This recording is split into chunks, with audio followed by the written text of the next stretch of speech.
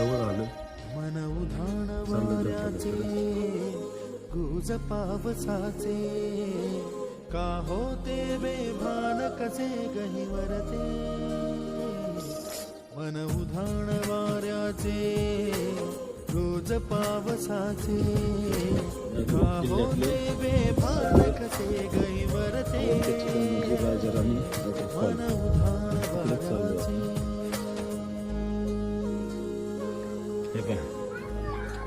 Finally आम्ही राजा राणी जो waterfall आहे नळदुर्ग किल्ल्यातला सगळ्यात फेमस जागा. हे पहा मित्रांनो, नळदुर्ग किल्ल्यातील राजा राणी वॉटरफॉल त्यापैकी हा एक धबधबा, दुसऱ्या बाजूला दुसरा आहे, मी तो पण दाखवतो.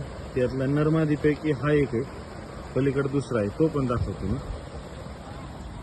हे का राजा राणी वॉटरफॉल मधला हा एक धबधबा, हा आज रोजी बंद आहे, तिकडचा चालू आहे, हा बंद आहे. बघा, पाहू शकता आपण. हे पहा, अशा प्रकारे एक बंद आहे, तिकडचा चालू आहे. मी अगोदर दाखवलं. पहा, हे पहा राजा राणी वॉटरफॉल अशा प्रकारे दिसतोय.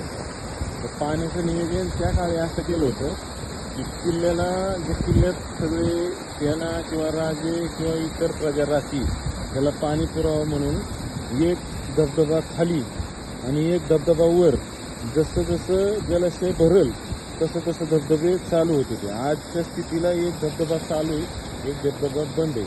आणि काही दिवसांनी थोडंसं पाणी कमी झालं की हा बी बंद होऊन जो राहिलेला साठा आहे तो त्या काळच्या प्रजेला राहावा असं नियोजन त्या काळी एकदम सुरेख नियोजन केलं होतं पाण्याचं. पहा, इथून किल्ल्याचं हे मनमोहक रूप. हे पहा, हे मी सध्या नळदुर्ग किल्ल्याच्या राजा राणी वॉटरफॉल इथं आपण पाहू शकता. किती सुंदर किल्ला आहे, हे जलाशय. हे पहा, हे पहा नळदुर्ग किल्ल्याचा हा एक भाग एकदम अविस्मरणीय असा आहे. आम्ही नळदुर्गचा किल्ला फिरता फिरता आता आलोय पहा उपली बुरुज या ठिकाणी. हे पहा, असा खूप मोठा चौथरा आहे, बुरुज आहे. आम्ही वरती जाणार आहेत. आता वरती गेल्यानंतर तुम्हाला वरून सगळं दृश्य कसं दिसतंय हे पण दाखवतो. हे पहा, उपली बुरुज शेवटच्या मजल्यावर मी चाललोय.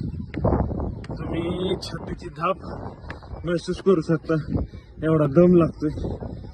त्या काळचं सैन्य कसं असेल, घोड्याला घेऊन वरती चढायचं. आपल्याला माझ्यासारख्याला आता मोकळं चढता येणं वर. हे पहा, उपली बुरुजावरती वरती आल्यानंतर अशा तोफा ठेवलेल्या आहेत. आणि इथून सर्व किल्ल्याला जे त्या काळी येणारे शत्रू होते त्यांच्यावर नजर ठेवण्यासाठी हा उपरी बुरुजाचा वापर होत होता.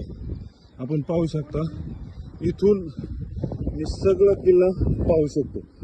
हे असं मनमोहक दृश्य. तर मित्रांनो, वारा खूप जोराचा सुटलाय. त्या अशा प्रकारे हा किल्ला मी सगळं दाखवण्याचा प्रयत्न केला. हे पहा, धन्यवाद, आभारी.